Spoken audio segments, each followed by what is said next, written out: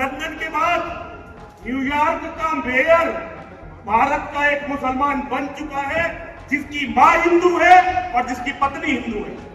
मेरी माँ और मेरे महादेव, आप सभी को विश्वास दिलाता हूं, इस कैंसर को धरती से खत्म करेंगे।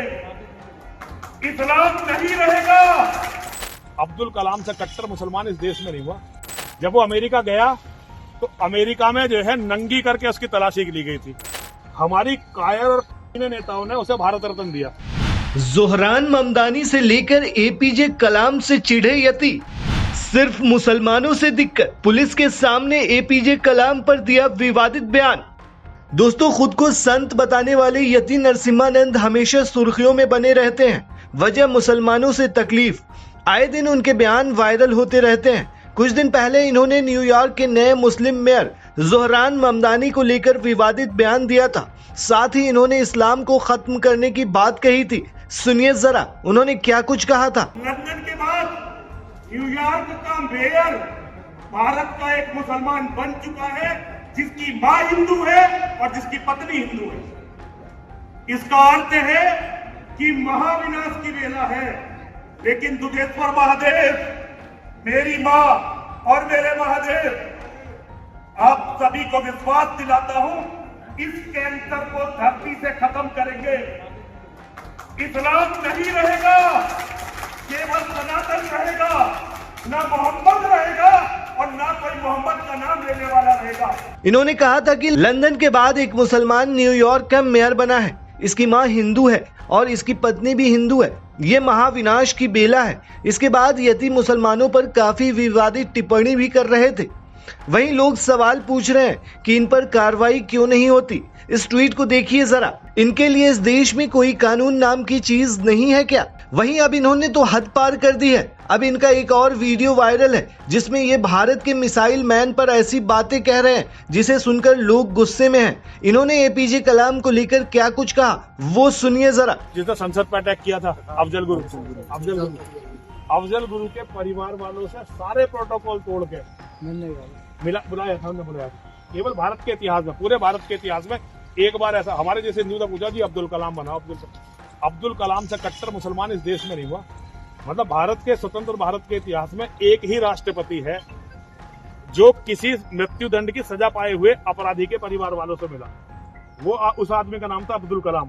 और जब तक अब्दुल कलाम उसके परिवार वालों से मिलने लिया था, अफजल गुरु ने फांसी की माफी की याचिका दायर नहीं की थी, मर्सी पिटीशन दायर नहीं की थी। वकील साहब को कुछ पता होगा ना।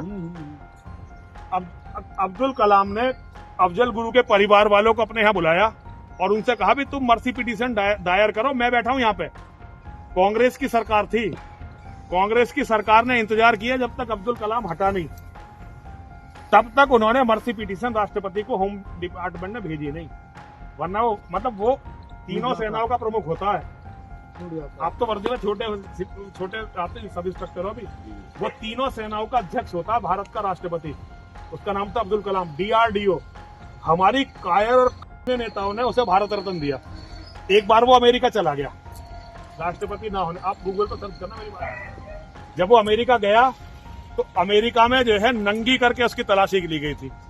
सोनिया गांधी, मनमोहन सिंह ने जो है इस पर ऑब्जेक्शन डाला तो अमेरिका वालों ने 124 फाइलें दी थी। साहब आप तो अब्दुल कलाम से तो छोटे ही हो ना। राष्ट्रपति तीनों सेनाओं का अध्यक्ष होता भैया, चार्ज हो या नहीं हो। वो तीनों सेनाओं का अध्यक्ष होकर जिहाद कर सकता है और हमारा छोटा सा सिपाही भी धर्म के लिए कुछ नहीं कर सकता, क्योंकि भैया बस सिस्टम हमारा है। चलो जी महाराज, बहुत बहुत धन्यवाद आपका। सबसे बड़ा सवाल लोग ये उठा रहे हैं कि पुलिस के सामने ही ऐसी बातें कही जा रही है, लेकिन पुलिस कुछ नहीं कर रही। इस ट्वीट को देखिए जरा।